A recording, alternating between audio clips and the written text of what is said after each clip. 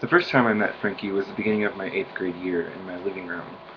She was quite unlike anyone I'd ever met before.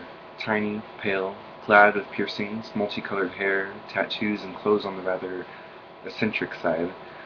Clutching her trademark Hello Kitty stuffed animal, she entered the house that was to be the site of the real world San Diego. Yes, the first time I met one of my best friends was on MTV. We've all watched reality TV before, but often disregard the people we see on screen as actual people. We see such a brief portrayal of their personalities left at the will of the network editors. Often we see these people at their worst. Over the course of that season, I learned quite a bit about Frankie. I would soon come to know her on a personal level, quickly fostering a meaningful friendship with her and her family that has influenced who I am today in so many ways. Even with an age gap of nearly 10 years between us, Frankie became one of my best friends in the short amount of time I knew her. Today I'd like to share some of the ways Frankie touched my life. From the silly nights in to the extravagant, culture-filled adventures in the city, we were always enjoying every moment of life, something Frankie taught me to do. Watching the real world is how I met Frankie, but a fortunate series of events led us to become actual real-world friends. I knew there was something special about her. The girl I saw before me on my television, the one who got drunk every night, fought with nearly every other castmate on a regular basis, the one with the irrational fear of boats who smoked long black cigarettes like a chimney. There had to be something else to this girl. I knew there was more than the cameras of this reality show were telling. She showed me it was alright to be a little bit different, to not care so much about what everyone thought, even if it was millions of TV viewers. I didn't miss an episode. I was drawn to this young woman. The show ended, I moved on, forgetting about the stranger that changed my views at that early age. I entered high school, and didn't care about that season's The Real World. I made a friend. Her name was Mamie. She reminded me a lot of Frankie. The way she looked, acted, and generally viewed the world. She was the spitting image. The first time I went to her house, I was reunited with my long-lost friend. Mamie was Frankie's little sister. I was starstruck, struggling to keep my cool and not embarrass myself in front of the reality TV star.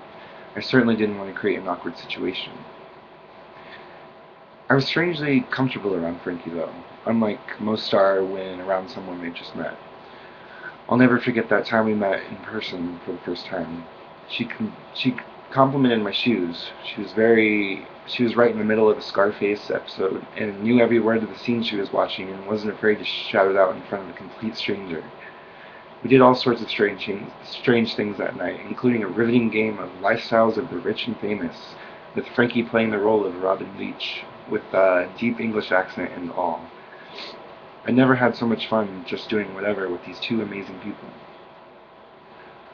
Over the course of my 2 years, over the course of 2 years, my friendships with Frankie and Mamie grew strong. The three of us shared a ton of great experiences together. Frankie took us to our favorite concert, the Violent Femmes. She introduced me to the mass amounts of culture just 20 minutes down the highway in the city. She opened my world to an incredible array of music that was the very definition of eclectic. Frankie's humor was very different than that of anyone else I'd ever met. Her stance on politics, civil rights, peace and love was refreshing. Everything about her just completely influenced me to think for myself and totally molded my personality. Of all the amazingly smart educators I've had in my life, Frankie was by far one of the best teachers. The great times we all had together were often restricted at times, though. Frankie had a disease called cystic fibrosis, which, in very basic terms, is a genetic disorder that affects the lungs and digestive system.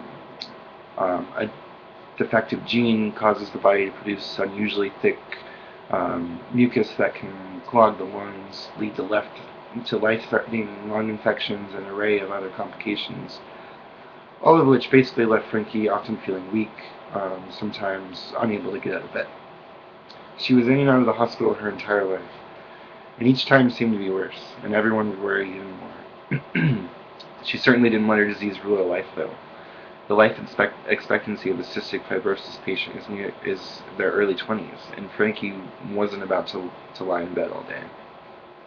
She did the opposite, actually. She seized every single day and made a point to influence others.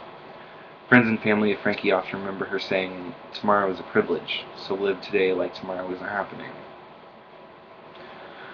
Just like I'll never forget all the times I had with Frankie, I will never forget when I discovered that those times would come to an end. I was celebrating my birthday a day late with some friends in June of 2007. They'd made me a cake, and as we sat down to sing happy birthday and cut it, my cell phone rang. It was my mom, so I answered, and she asked me to go somewhere a little quieter. I walked down the hall, and the eerie silence on the phone was almost overwhelming. I was terrified of what she would say. "Have you heard from Brad or Brendan?" she asked. "No. Why?" "Well," she started to cry. "I'm so sorry, sweetie. Frankie passed away." The amazing young woman that I'd come to call a best friend was no longer. I was completely crushed. I really had no idea what to do. Nothing like that had ever happened before, to me. It really was a tragedy in the truest form. Frankie's funeral 4 days later was one of the hardest things to prepare myself for. The service was true to who she was, though. It was obscure, colorful, and untraditional.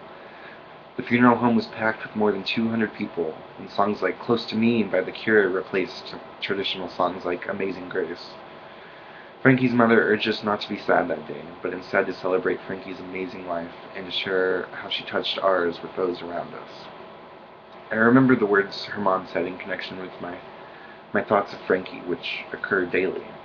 "I try not to be sad. I instead remember the good times we had and cherish how she touched my life." Those that knew Frankie knew the color of her hair was always changing, dyed to match her mood at that time. Every day that I knew Frankie, I grew a little more colorful inside. Her uniqueness, her vibrance, it dyed me forever.